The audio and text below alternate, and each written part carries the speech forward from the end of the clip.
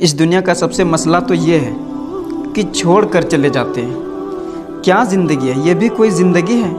60 से 70 साल की कोई बड़ी ज़िंदगी नहीं है, बहुत जल्द ख़त्म हो जाती है। जब कोई भी इंसान सफल होने के लिए, कुछ पाने के लिए तैयारी करते हैं, जब हुकूमत करना शुरू करता है, तब तक में शाम हो चुकी होती है। जब इंसान कुछ पाकर उसे इस्तेमाल करना चाहते हैं, तब तक उसकी ज़िंदगी लास्ट पोजीशन पे आ खड़ी होती है।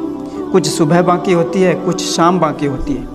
आपको पता है यहाँ के इंसानों का ना सोच बहुत बड़ा होता है, लेकिन उसकी उम्र बहुत कम। 60 से 70 साल में क्या करके गए? पैसा कमाने का तो बहुत कमा लेंगे आप, और कमा लेते हैं। और मैं भी कहूँगा कि कमाओ, कमाने में कोई रोक नहीं, लेकिन असल ज़िंदगी के लिए कहाँ कुछ कर रहे हैं। और मैं तो देखता आ रहा हूँ कि एक एक इंसान के ऊपर हुकूमत का सूरज जब चमकता है, तब तक में उनके ज़िंदगी का सूरज डूबने लगता है। 60 से 70 साल के अंदर ही मौत हो जाती है। और आप बोलते हैं कि वेरी लॉन्ग लाइफ, बहुत लंबी ज़िंदगी है। आप ऐसे बात कर रहे हैं जैसे कि चांद की लाइफ के बारे में बात कर रहे हैं। एक मरतबा मैं बाइक से गोड्डा जा रहा था, मौसम भी बहुत अच्छा था। तो रास्ते में जाते जाते एक शख्स मेरे सामने से गुजरा, और आगे जैसे गया तो वो किसी के गाड़ी से एक्सीडेंट कर गया। मैंने अपना बाइक साइड की और तेज़ी से उसको जाकर उठाए, और वो बेचारा घायल कुछ ज़्यादा हो गया था। मैंने एक गाड़ी वहीं से रिटर्न करवाए और उसको डॉक्टरों के यहाँ भेजी। साथ में मैं भी अपना बाइक से पहुँचा, तो बहुत ज़्यादा घायल था। तो उनको डॉक्टरों को दिखाए, डॉक्टरों ने इमरजेंसी रूम में ले गया। तो मैं भी बहुत ज़्यादा परेशान था। तो अब ऐसे हालत में मैं वहाँ से कैसे निकलता? तो उनको होश आने में करीब लगभग 3 से 4 घंटा लग गया। तो जैसे उसको होश आया तो उस पेशेंट ने मेरे को बुलवाया।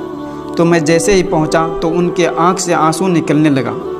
मैंने कहा, अरे भाई रोते क्यों हैं? ये तो होना था ना, अब हो गया, अब क्यों रो रहा है?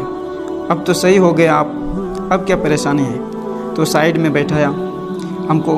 उसने कहा कि यारों, मैंने अपनी ज़िंदगी जब से शुरू की तो मैंने पैसों के अलावा किसी से मोहब्बत ना किया।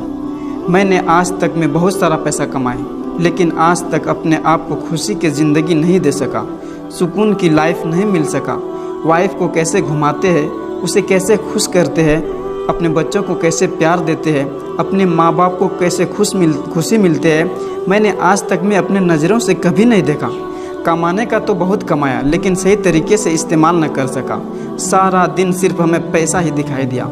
लेकिन आज मैं इस मोड़ पर आ पहुँचा हूँ कि क्या बताऊँ। उसने कहा, मैं इसलिए रो रहा हूँ कि अगर मैं अभी मर जाता तो। और ये बात कहकर बहुत ज़्यादा रोने लगा। तो मैंने उसे चुप किया और उसको समझाया। मैंने उसे कहा कि देख, अभी आपके पास वक्त है, और आपको तो मैं एक बात कहूँगा कि किसी को जब ठोकर लगते हैं तभी वो सुधरते हैं। मैं पर्सनल आपको नहीं कह रहा हूँ, ये बात सारे दुनिया वालों के लिए कह रहा हूँ। जब भी किसी को चोट लगता है तब कहते हैं, हाय अल्लाह, मैं तो मर गया। और जब चोट नहीं लगता है ना, तब आप कहाँ, मैं कहाँ, कोई पता नहीं। इसीलिए परेशानी भी बहुत ज़रूरी है। इंसान परेशानी से ही सुधरते हैं। वैसे भी मैं एक एक इंसानों पे भरोसा नहीं करता। जब अल्लाह को धोखा दे देता है तो फिर मैं क्या चीज़। तो इस तरह के सिचुएशन सबके साथ आते रहते हैं। आज आपकी पारी है तो कल इमदाद भाई का पारी आएगा, परसों किसी और का भी पारी आएगा। ये तो दुनिया की परंपरा है। तो मेरा कहना ये था कि दुनिया में जितना कमाना है कमाओ, कमाने का कोई रोक नहीं, खूब कमाओ, लेकिन उस इनकम का फ़ायदा भी उठाओ। और ऐसा फ़ायदा उठाओ कि घर में सुकून हर एक फैमिली को मिले। आपके फितरत को देखकर आपका अल्लाह भी खुश हो जाए, ऐसा काम करो। अगर फ़ायदा नहीं उठाया तो फिर पता चलेगा कि कमाते कमाते पैसा बैंक में ही रह गया और आप कब्रिस्तान पहुंच गए, तो फिर गड़बड़ हो जाएगा। और ऐसा सिस्टम भी नहीं है कि आप जाते जाते ATM कार्ड भी लेते जाओगे।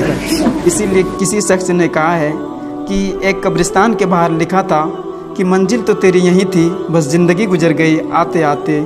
क्या मिला तुझे इस दुनिया से? तुझे अपनों ने ही दफना दिया इस दुनिया से जाते जाते।